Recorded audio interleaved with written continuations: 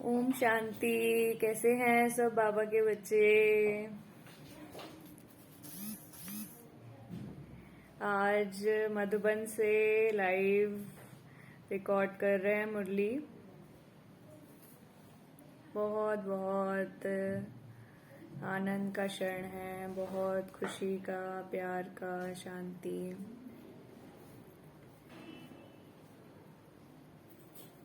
परमात्मा की धरती से ही हम रिकॉर्ड कर रहे हैं।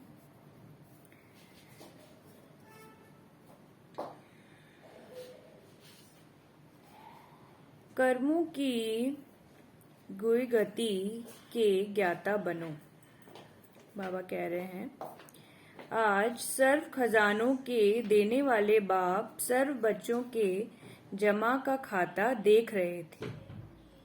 खजाने तो सर्व बच्चों को अखुट मिले हैं और सर्व को एक जैसा, एक द्वारा सर्व खजाने मिले हैं। एक खजाना नहीं, लेकिन अनेक खजाने प्राप्त हुए हैं। फिर भी जमा का खाता हर एक का अलग अलग का है। बाबा कह रहे हैं कि जो खाता है हमारा पुण्य का, वो सबका अलग अलग है। कोई ने सर्व खजाने अच्छी रीति जमा किए हैं। कोई बच्चे हैं जो शांति से कार्य कर रहे हैं अपना, और अपने खजाने जो हैं वो भरते जा रहे हैं। बाबा की बात सुन रहे हैं, उनको फॉलो कर रहे हैं और अपने खजाने जो हैं वो भरते जा रहे हैं। और कोई जो है वो माया में फंसे हुए हैं। कोई ने यथाशक्ति जमा किया है, और जितना जमा किया है उतना ही चलन और चेहरे में वह रूहानी नशा दिखाई देता है। बाबा कह रहे हैं कि जिनके पास खजाने हैं उनके चेहरे में आपको रूहानी नशा बाबा का दिखाई दे जाएगा। जमा करने का रूहानी फकुर अनुभव होता है। रूहानी फकुर की पहली निशानी यही है कि जितना फकुर है उतना बेफिक्र बादशाह की झलक उनमें हर कर्म में दिखाई देती है। क्योंकि जहाँ रूहानी फकुर है वहाँ कोई फिक्र नहीं रह सकती। बाबा कह रहे हैं जिन्होंने ज्यादा खजाना इकट्ठा किया है उनके चेहरे से आपको रूहानी फकुर दिखाई देगा। जैसे दादी गुलजार हैं, दादी जानकी, उनके चेहरे से ही आपको उनको कुछ बोलने की जरूरत नहीं है, उनके चेहरे से ही आपको अनुभव हो जाएगा।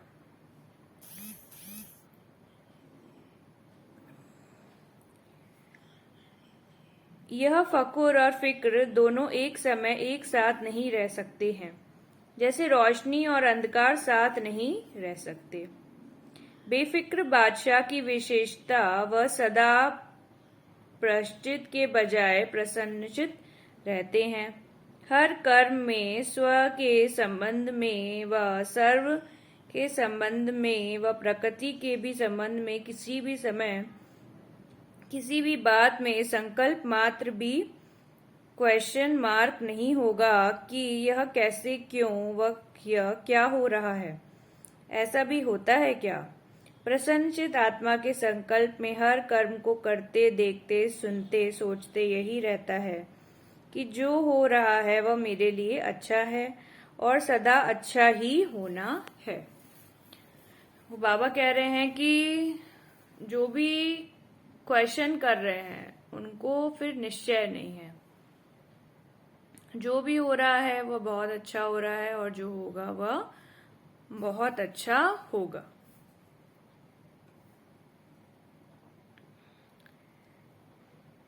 प्रश्नचित आत्मा क्यों, कैसे, उस उलझन में स्वयं को बेफिक्र से फिक्र में ले आती है, और बेफिक्र आत्मा बुराई को भी अच्छाई में परिवर्तन कर लेती है। इसलिए वह सदा प्रसन्न रहती है।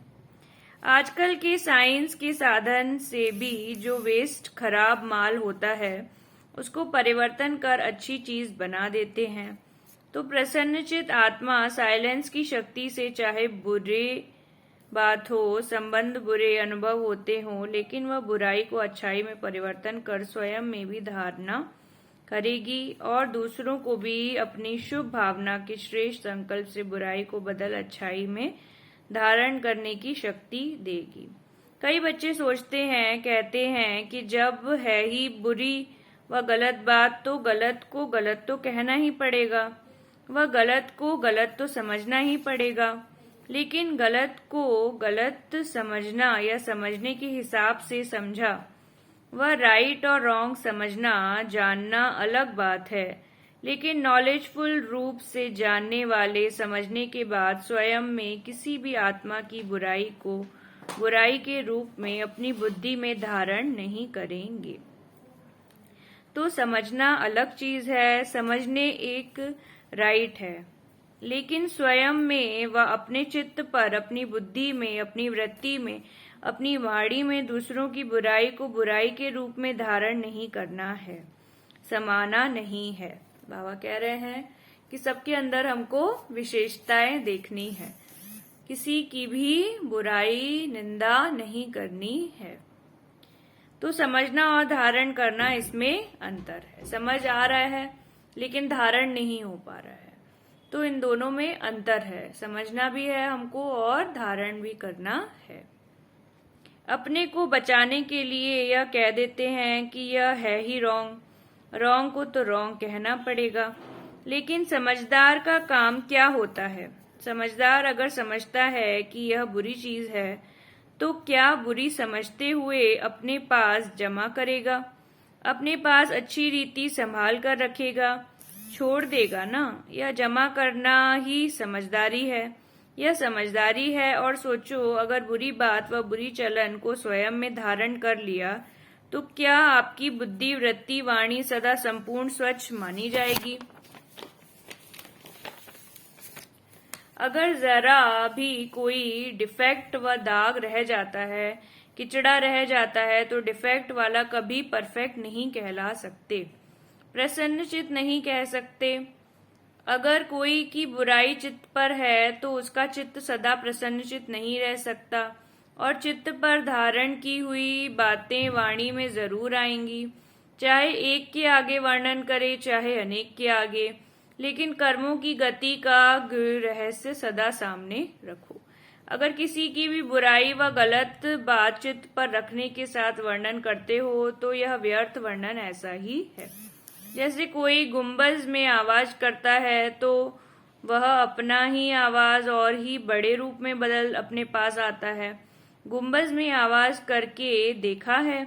तो अगर किसी की बुराई करने के, गलत को गलत फैलाने के संस्कार हैं, जिसको आप लोग आदत कहते हो, तो आज आप किसकी ग्लानि करते हो और अपने को बड़ा समझदार, गलती से दूर समझकर वर्णन करते हो। लेकिन यह पक्का नियम है अथवा कर्मों की फिलॉसफी है कि आज अपने किसकी ग्लानि की और कल आपकी कोई दुगनी ग्लानि करेगा, क्योंकि यह गलत बातें इतनी फास्ट गति से फैलती हैं जैसे कोई विशेष बीमारी के जर्म्स बहुत जल्दी फैलते हैं।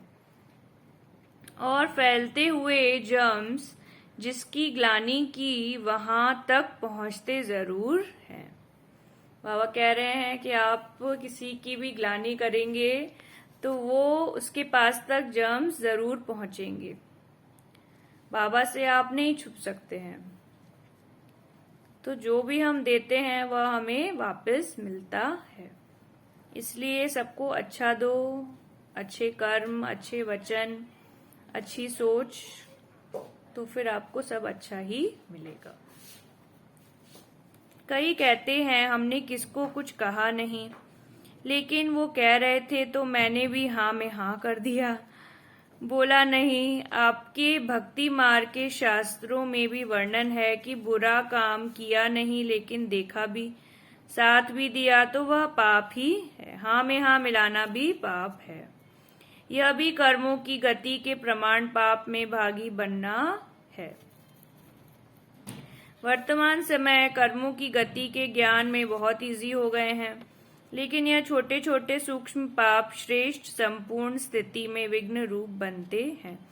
इजी बनने की निशानियां क्या है? वह सदा एक ऐसा ही सोचते समझते हैं कि यह तो और भी करते हैं, यह तो आजकल चलता ही है, या तो अपने आप को हल्का करने के लिए यही कहेंगे कि मैंने हंसी में कहा, मेरा भाव नहीं था, ऐसा ही बोल दिया।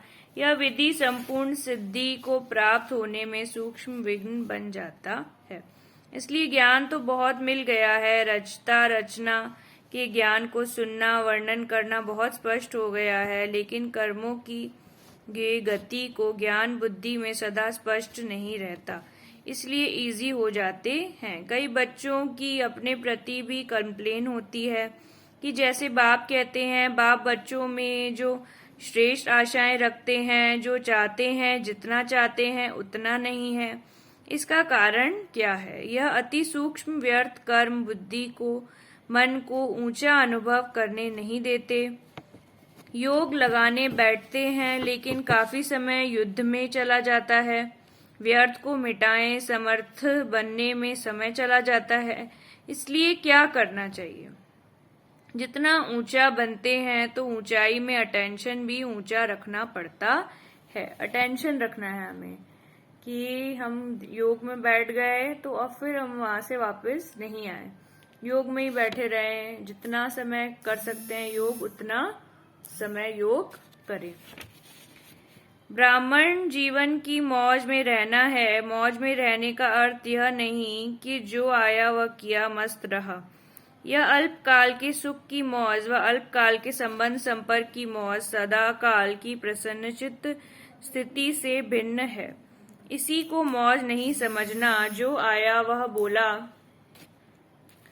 जो आया वह किया। हम तो मौज में रहते हैं। अल्पकाल के मन मौजी नहीं बनो, सदा काल की रूहानी मौज में रहो। यही यथार्थ ब्राह्मण जीवन है। मौज में भी रहो और कर्मों की गति के ज्ञाता भी रहो। तब हो जो चाहते हो, जैसे चाहते हो वैसे अनुभव करते रहेंगे। कर्मों की गति के ज्ञाता बनो, फिर खजानों के जमा को रिजल्ट बनाएंगे।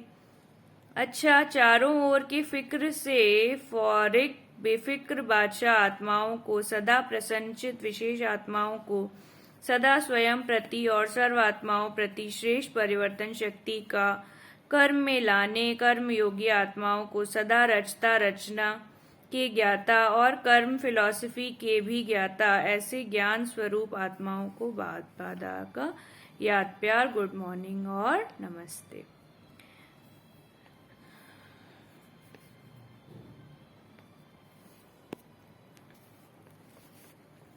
वरदान है, विश्व से अंधकार को मिटाकर रोशनी देने वाले मास्टर ज्ञान सूर्य भव। बाबा कह रहे हैं कि विश्व से हमें अंधकार को मिटाना है और हमें ज्ञान सूर्य बनना है।